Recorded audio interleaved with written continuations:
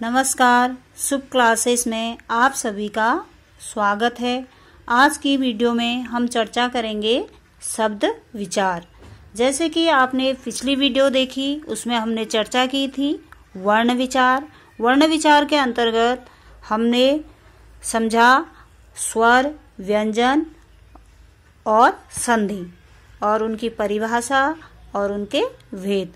तो जैसे कि आपको पता है, भाषा की सबसे छोटी इकाई होती है ध्वनि। ध्वनि से मिलकर बनते हैं स्वर और व्यंजन।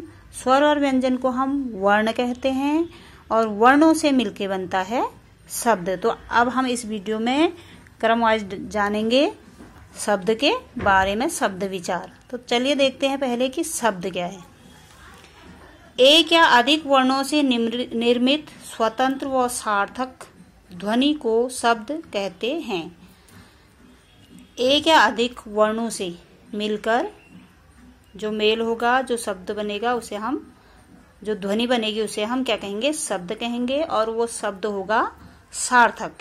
सार्थक अर्थात जिसका कुछ न कुछ अर्थ हो, उसे हम क्या कहेंगे? शब्द कहेंगे। जैसे देखिए, क धन म धन ल बराबर कमल।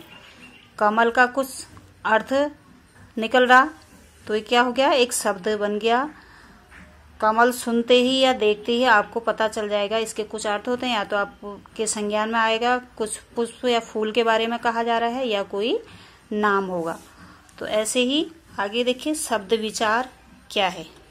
शब्द विचार भाषा के शब्दों की उत्पत्ति, विकास, निर्माण, शब्दार्थ विश्लेषण एवं शब्द भंडार को समन्वित रूप से शब्द विचार कहा जाता है। अब शब्द विचार के अंतर्गत इन चीजों को क्या गया है? क्रमवाइज रखा गया है। हम इन्हें क्रमवाइज समझेंगे। उसकी उत्पत्ति, विकास, निर्माण, शब्दार्थ विश्लेषण और शब्द भंडार। ये क्या हो गया? इनका शब्द विचार में ये चीजें हम जानेंगे। और उसके बाद हो गए, आगे हैं शब्द और उसके भेद। शब्द हमने समझ लिया, शब्द विचार में क्या क्या होगा ये हमने समझ लिया। अब देखते हैं उसके भेद क्या हैं। शब्दों को अर्थ, बनावट, उत्पत्ति तथा विकार के आधार पर निम्न प्रकार वर्गीकृत किया जा सकता है। किसके आधार पर? शब्द की बनावट के आधार पर। उसकी बनावट के आधार पर उसे हम वर्गीकृत कर सकते हैं, उत्पत्ति के आधार पर कर सकते हैं, और उसमें जो विकार आते हैं उसके आधार पर कर सकते हैं। तो ये इसके आधार के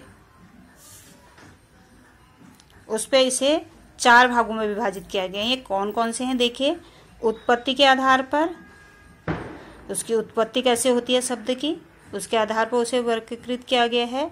इसके अंतर्गत भी अलग अलग उसके रूप हैं।